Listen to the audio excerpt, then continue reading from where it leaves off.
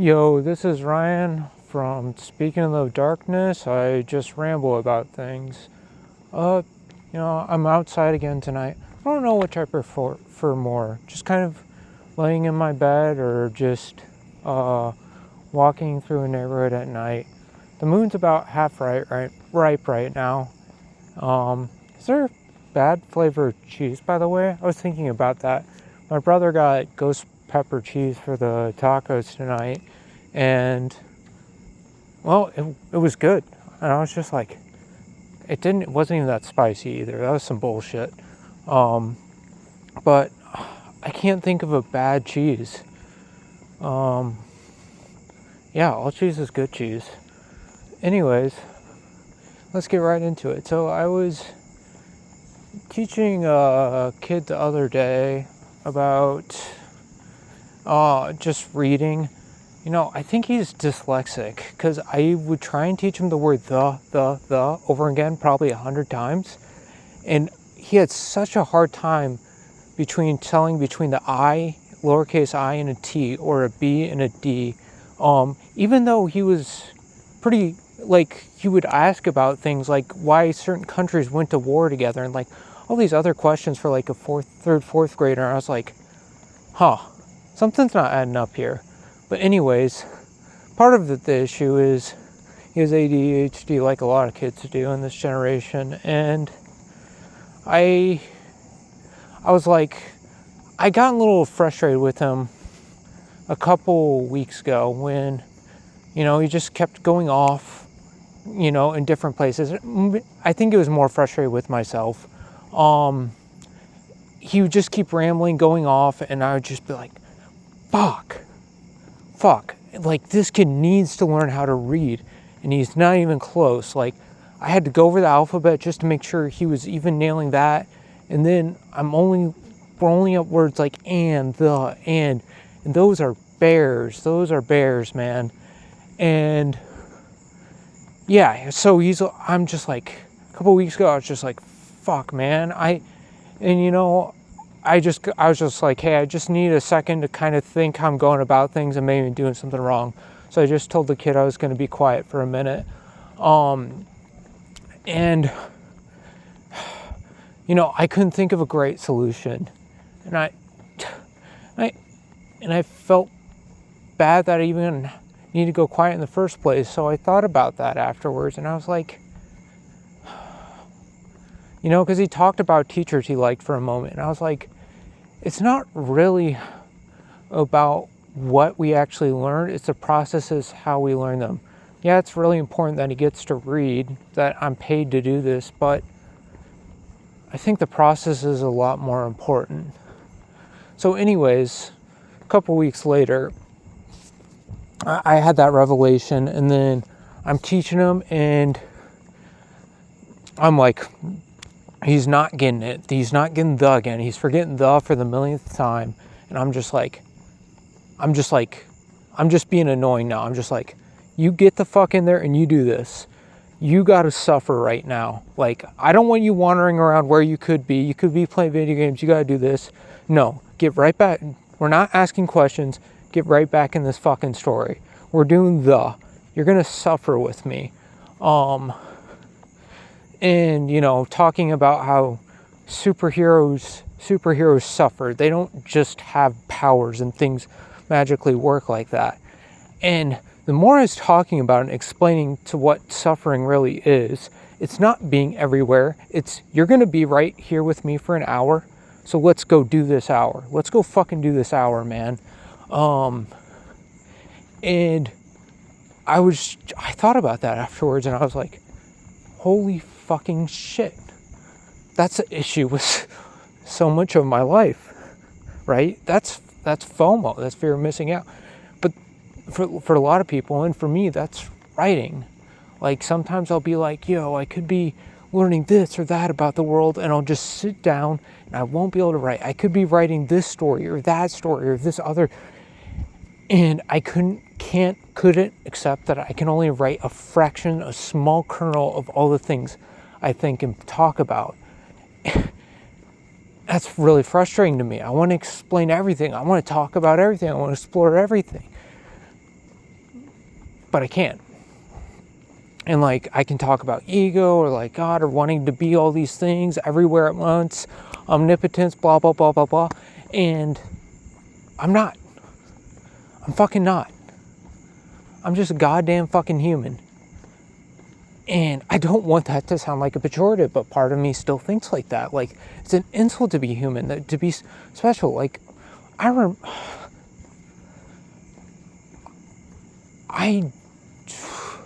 I want to overcome it, but that's exactly the issue. There is no overcoming. It's presence with the stories, So, how do I create presence? Presence, bear with me. So, I wrote down today. I started writing because I was like pretty upset last night. I hadn't done this in 3 days, 4 days. I don't know how long it's been. There's no point. Just about everything else in my life. Really, really PMA right there, right? That's usually kind of my preset though. And so I felt really, kind of depressed last night. And then, I just want to fall asleep. I take melatonin, right? I finally fall asleep. I wake up, and then, of course, I still feel like this, right? Didn't go away. Your feelings don't magically go away. They're always fucking with you. Your thoughts, it's just a continuous stream. Just kind of like how I'm talking, really fast. So I have all these thoughts going on, and I'm like, okay, I don't have any tutoring sessions today. What do I want to do? And I always tell myself what I don't want to do, and I want to do, and I have to do. All these fucking orders, man, just chirping around my brain. So I started with the basic conflict. I just started writing it down, I was like, fuck it. I'm actually going to go down and make lists. I'm not a list person. I just like, maybe you can probably guess, I just like you. That's sarcasm. And I don't know why I'm displaying sarcasm. You're already like, who do? Of course, duh, it is. Or why the fuck do you need... Anyways. Yeah, so I started writing down. Like, writing versus kind of like going to traditional psychology background. And, like, what was my end goal in life? And, not that there's an end goal, but what's my big goal? Sounds silly, but I want to write a comic. So, how do I write a comic?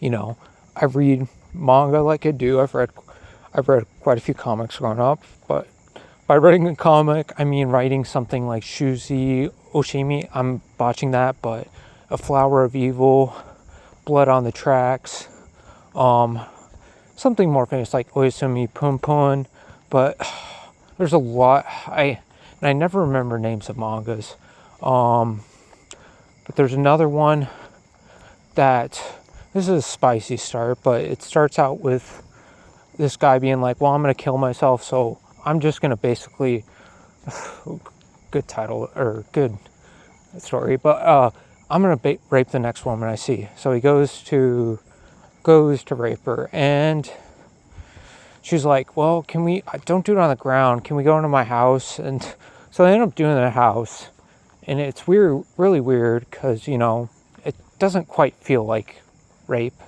But it is, of course. It's got a really weird interplay of dynamics. But it just starts a story about two characters who want to kill themselves. Like, it's not revealed that she wants to, but, the more you think about someone who is just, okay with being raped, you got to not have a lot of care for yourself, right? And it just goes into them experiencing life in this last trip, beautiful trip, and then they're going to go kill themselves.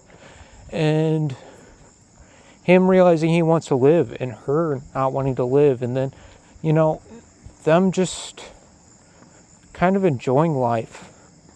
And there's always a scene that struck me from that. It made me realize what manga could do is they took a picture of just because she loved flowers so much, flowers in a field like it's in the Netherlands with all the beautiful multicolored flowers. And it just puts her in the photo, drew her in the photo. And I was like, oh my God, technology is so cool to do that. And it's like, wow. Just these little ways of showing the world opening up to her, that she doesn't have to die. And from the weirdest, most fucked up circumstances, they found something real. They found something valuable. And obviously that's not saying don't. Yeah, I'm just going to say it because I don't want to sound fucking weird. But yeah, don't go raping people searching for love. That is how really angry, frustrated people act violent in the world, is they're searching for the connections. But don't do that. Learn how to fucking express your feelings. It may be hard, but maybe do something like I'm doing, or do something else. I don't know. Do you, man, or her, she, who, what, they, them, whatever the fuck you want. It's all about you. Express you, and you'll find the world will send messages back. That's a fun thing. But if you don't express you, then the world's never going to send messages back. Then you're going to feel like a piece of shit and a waste of space, blah, blah, blah, blah, blah. And no one loves you, blah, blah, blah, blah, blah. And you can reinforce that, or you can go do something, or use that as a motivation. Or not use it as a motivation, or just focus on what you want, and all this is bullshit, and just do what the fuck you want. That's perfectly good too. But yeah, so I was thinking about writing psychology, and so yeah, so I want to write something, and and you see it in some Western comics like Invincible, some kind of stories like Castlevania, but there's a particular gravity about when you have a word and a picture together, like that really can set a scene, and you can play the scene in your head with the words, and it's just all a feeling, man. I can't quite capture that with writing and reading, and I can't quite capture that with movies, because I want to pause it, I want to feel, I want to understand the scene, I want to process it. Something about pictures with words just really, children's books, it's just cool. But I don't want to write children's books. I want to write a mature story. Yeah, like Invincible is a good Western example of that. I think I just said that.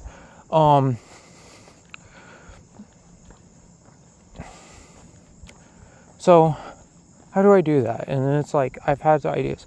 And I really like the idea of wanting to teach or help people. And, I do have some issues. And, I have some issues with the psychology and industry. It is an industry. And how I got kind of thrown about in it. And I could be the one who changes it, but I don't want to be the one who changes it. I want to find what helps me, which is not giving labels to things, not defining things, expressing things. And art is the purest form of that. I feel like the more we express, we don't even connect, because we're already connected. I don't know if that makes sense, but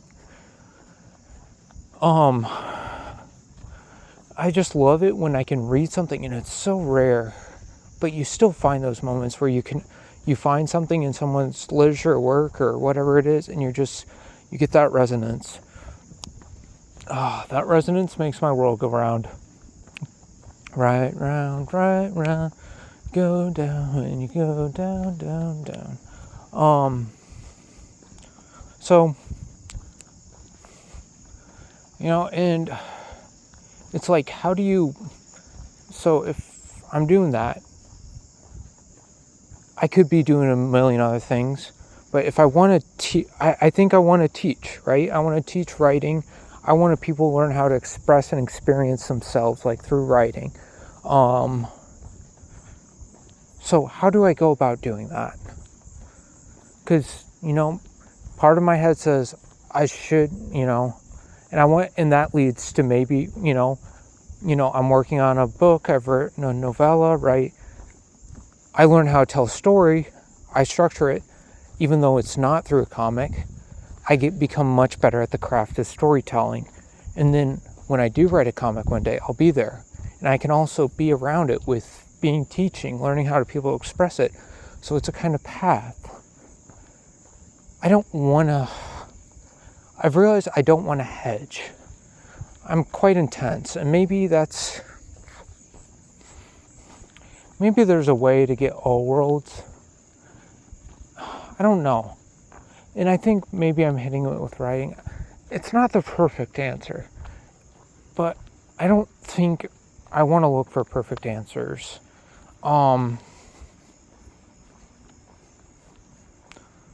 I just want to do what I enjoy. And something I don't enjoy all the time. I don't enjoy it all the time. But I enjoy it for that reason. I get sad about it. I think about it. I wonder what I should have done differently. I criticize my lack of not using big words. How I structure sentences. All that stuff. Or I could be writing this, I could be doing that. But, I made a choice today, and the writing got a lot easier. I think I'm going to shoot for that. I'm going to shoot for a plan. Maybe it'll change.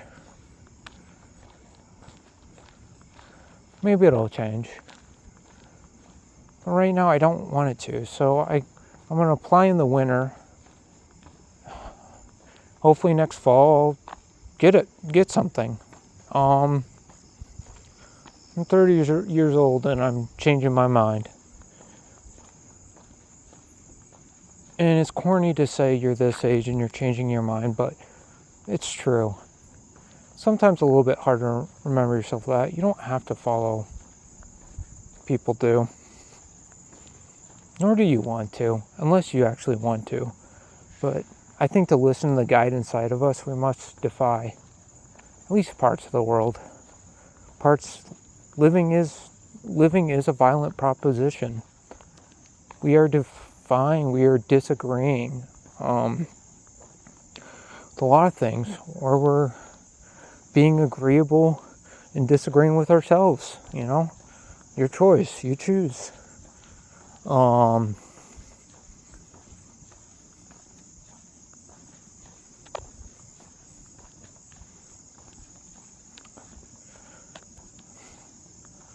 So, I think that becomes a challenge of just working towards that and not overwhelming myself.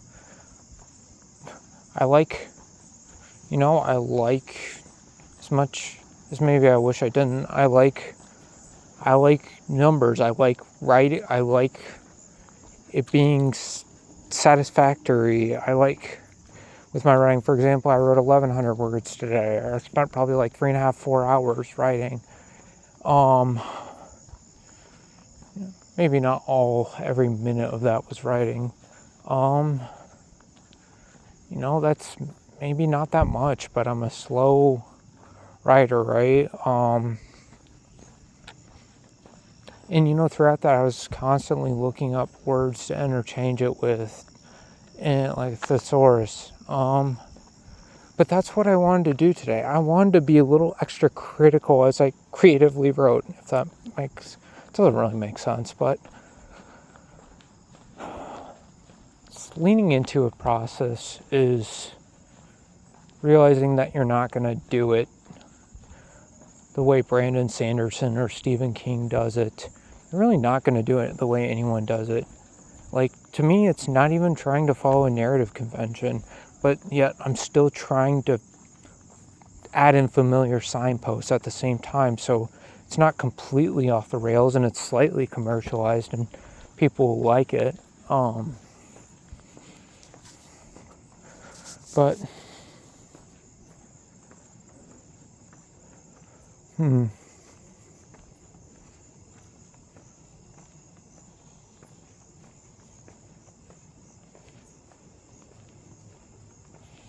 think a lot of my sadness comes from that. I was watching, what was I watching? Yeah, I already mentioned that part about Dee Dee, but I think I made another realization about that mom, wanting a different life. I think I'd be the exact same parent to a child. I think they know part of me, if I had a child, and I kept this mindset of trying to live perfect life, and I could be doing 10,000 different things and not focusing on my writing. The child would recognize that I regret them on some level. They'd probably resent me on some level.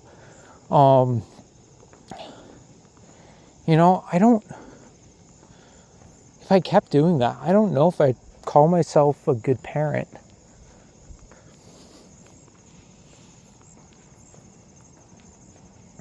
That's a weird thing to say. I don't know if many people would. I don't know.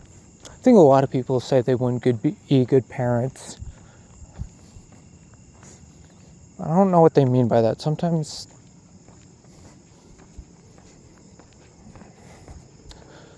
they're just saying that because their own lack of. Maybe I'm saying it because of my own lack of self-worth. Why do I always reflect things? Ugh. God damn.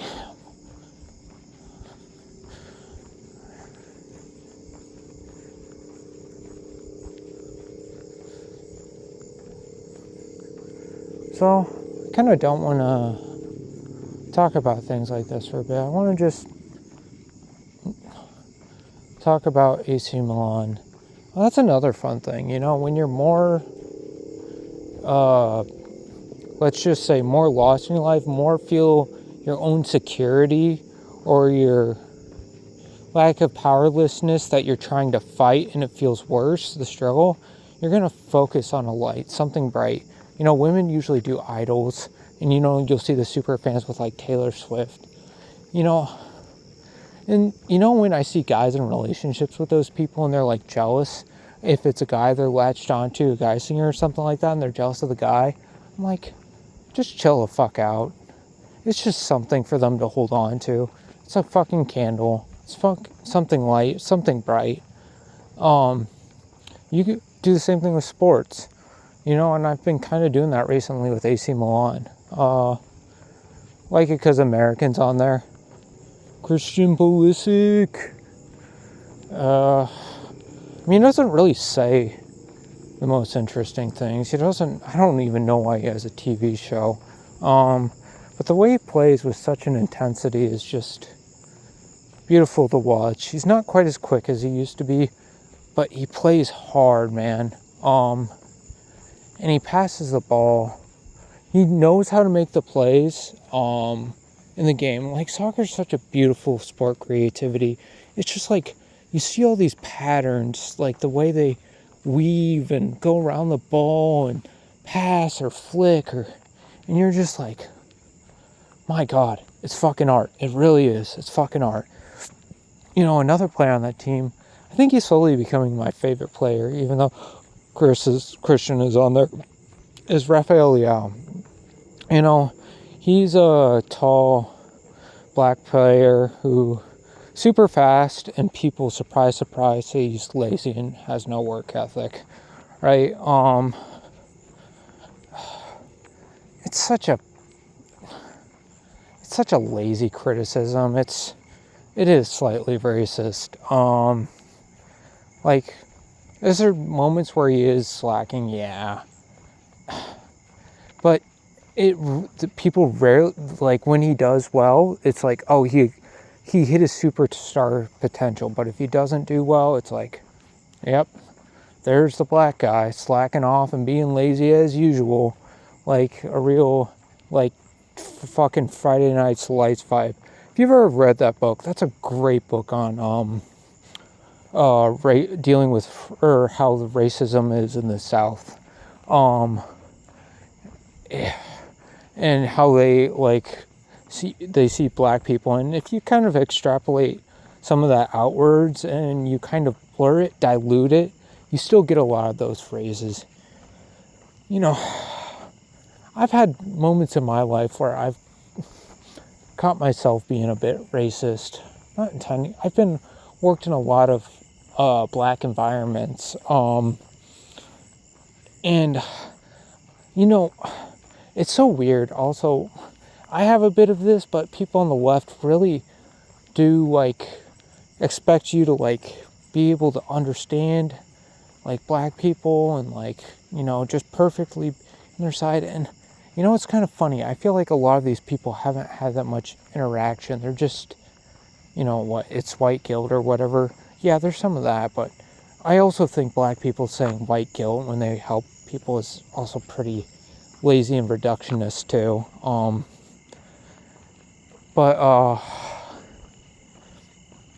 Yeah.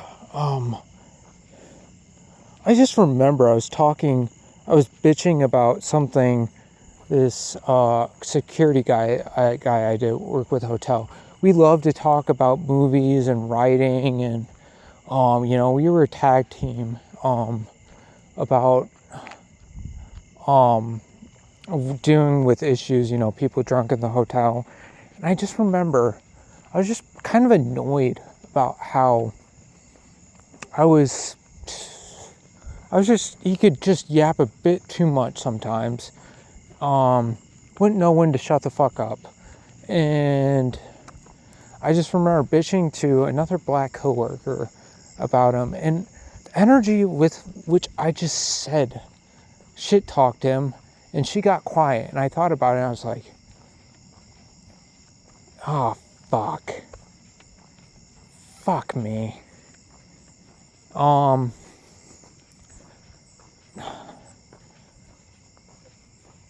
It's, you know, but also the other thing, the more you're around any other race, the more, you know, and that's another weird thing, is you pick, like, code speaking, like, that's such a bad thing, code switching. I don't really think it is, you know, like, you talk to a black dude and you'll be like, I won't say, like, what's up, dog, but I'll be a little more relaxed in my banner. I'll be like, yo, what's up, man, how's it going, you know, I might be a little more loose, you know, relaxed, but in a sense, I feel like, I don't know how to say it, but the more you interact with people that are different from you, the less stories you have, like the stories get in the way, that are often unconscious, about, you're a little more apprehensive about them, right? You're a little more, you don't even, the anxiety comes up, right? You know, it's, all races kind of have this, in groups versus their out groups. But after a while, you kind of are just like, they look interesting, I want to talk to them. Kind of like how you want to talk to someone in your own race. You know, and it sounds stupid, but if you never talk to someone different than you, you don't realize, you think of them as not having hopes and dreams and visions and ambitions, and these are just words to describe it. You don't feel a person on the other side. So that's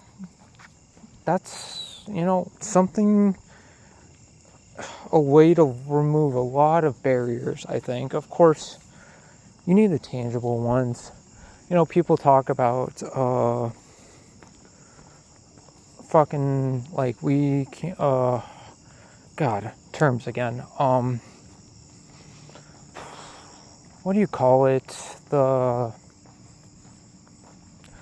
Basically, you put more black people in a job, right? Or more people at diversity. Like, that's racist. Like, that's called racist. And, like, technically, yeah, you're right.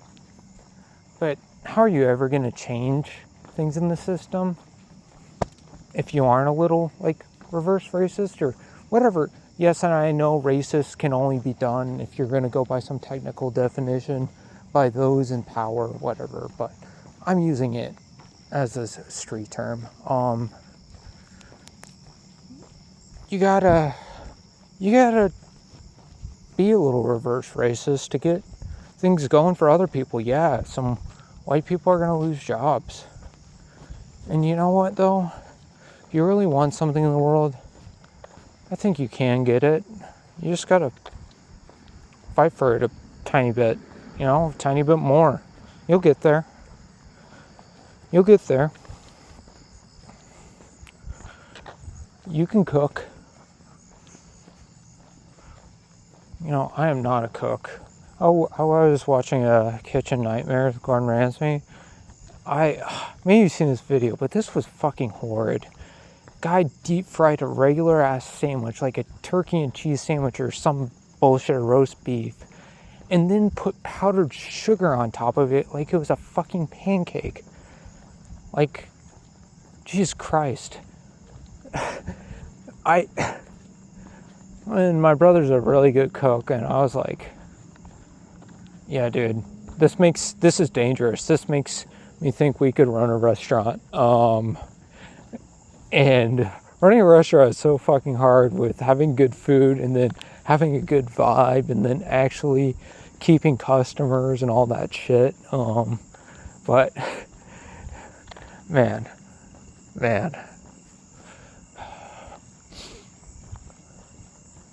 Another thing I'm trying to tell myself is, maybe I mentioned this, but there's two types of video games players. There's like RPG, playing open world concept games when you interact with it, maybe bosses, or like competitive where you play against someone against the other side of the screen, like Call of Duty, or in my case I play League of Legends.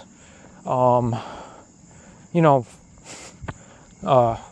do I call it? I say Call of Duty, Fortnite, the white man, black man, poor man, or white man, black man, Asian game, and then fucking League's the Asian white man game.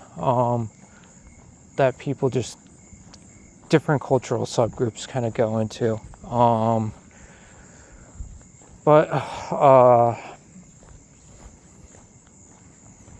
I just say that. I'm not trying to be politically correct here, so I will not be politically correct here. That's also part of the point. The League's pretty, what was I saying? White man, black man, white man, black man, white, black, checkers on a board. Checkers on a board. League is very much like chess, not checkers. Just with this thinking. But yeah, competitive versus, there's something I feel like, I've thought this for a while, but competitiveness feels like a domination. Like you're right, you want competitiveness inherently is you're trying to dominate the other opponent. Like, I think of it as a pressure-based system. You put pressure on the other person so they make more mistakes. They don't think clearly, right? And it's hard for them to overcome the mistakes. And the more you're in a position of power, right, you're going to win the game. So it's, how can I be fucking boss, overlord, dickhead, get my fucking advantage and win the fucking game? And, so I'd play League and I'd find this experience. I remember when I went to grad school for like counseling psychology for a bit, I remember reading this book and it talked about this guy who'd gamble, super smart guy, or a Chinese guy with, I think he was a little bit part of the mafia, but his parents were, I don't think he was. And, did all the well in all these corporations and stuff. And so he would go and gamble and he'd lose all his money. And then he'd keep gambling and losing his money, right? Over and over and over again. He got so in debt. And so why do people get super in debt? Why don't they stop, right? It's one thing you lose all your money. It's another thing if you keep going, right? And it was just like, his revelation was, I just wanted to punish myself for how much of a piece of shit I felt like I was. And I started thinking about that with League. And I'd play like 4 or 5 games some days when I really didn't want to focus on anything. I just wanted to control my whole environment. I just want to fucking blow off steam, and I couldn't. I'd go in the game and I'd make mistakes I usually wouldn't make. And I get really upset with myself. And then I keep making more and more mistakes. And I realize, fuck, I'm doing exactly the same thing. Logically, I know this, but emotionally, I'm doing this, right? I played a poker tournament once with some friends, and the same thing happened. I was actually, on my style, I like to play very aggressive when I can. I will occasionally bluff. I'll take advantage of people. I'll read people. I play loud. I play in your face. And so I'm doing that, and I take the lead. I keep leading, and I make some really good bets against people that are better than me. Smart bets. I'm like, ooh, okay, I'm fucking good as shit. Let's fucking go, boy. And then what happens? But I make a bad bet, or I don't make a bad bet, but I have to get out. I get in a situation I know I'm going to lose, so I extricate myself, but I'm starting to lose a bit of money, right? I'm steaming. And then I go in the next hand, and I just go and fucking try and bluff someone off because I'm steaming. And then I just lost all my money. And I go on 4th place. And top 3 are in the money. And I was leading in money before those 2 hands. It's just, you don't really realize how much your emotions interplay with the logic and how much it affects them. Like, even engineers will say, I'm super logical. I have a lot of engineering friends who will say that. And they'll play the game and they'll act like a complete fucking ape. And I'll be like, bro. You give them advice and they'll get emotional about it, right? Even when they are, say, quote unquote, they're looking for advice, right? But, the thing I found is you get really into competitive video games. I don't think it's really hard to play them long term, because what you're really trying to do as you get older, you realize, is you're trying to dominate yourself. The competition is with yourself to prove you can control things. You can create a perfect environment. You can beat down yourself, you can win.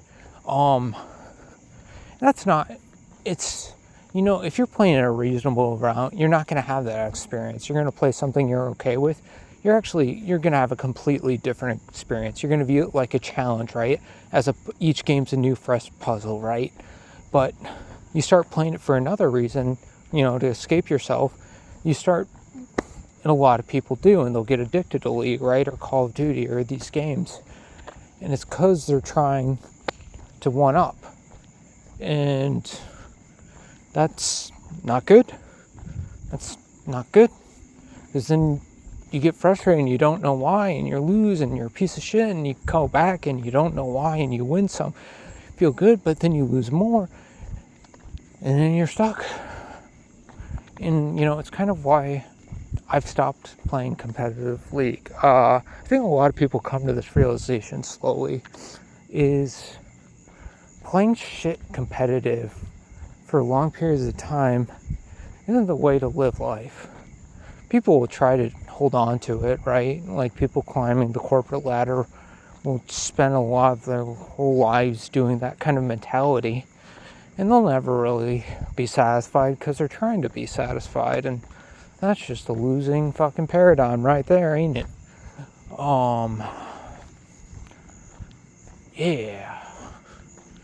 Yeah, now I'm gonna go fucking jerk off and take some coke. They won't take coke, but I'll jerk off twice a day. Smoke a little weed, or drink a little alcohol throughout the day. And yeah, if I am feeling a little real Wolf of Wall Street-y, I'll fucking do some coke. Yeah, I'm a fucking bad boy. I'm fucking beating myself. I'm beating last day. I'm beating all the past versions of myself. Aren't I so fucking sick? Yeah, man. That's sick. So cool. I'm glad you did it. Oh, you're gonna do it tomorrow? Dude, that's so cool. I think you're gonna succeed. You're a fucking bad bitch, aren't you? Okay, that's enough. Yeah, I think that's where I'll end it tonight. That's all, folks.